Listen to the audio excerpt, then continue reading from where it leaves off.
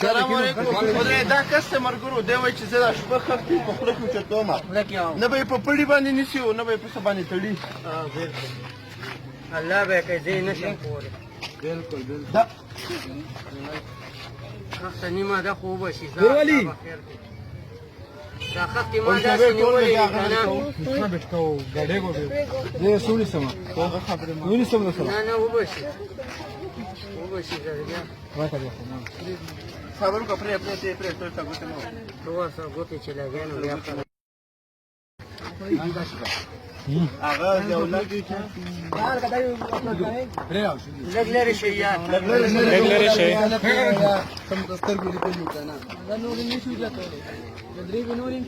صبر وکړه تام پې کښېنو ماما دا وګوره دا شپه خښتې دي صحیح ده دا غوندې به یې په لاس کې اوچتوم وایي هغه څنګه ولې چې ځمکې په خوله نه جوړېږي صحیح ده دې ځای پورې به په لاس کې اوچتوم نور به یې نیسم بیا به یې په خوله کې نیسم بیا به یې داسې ګرځوم یو الله ته پکې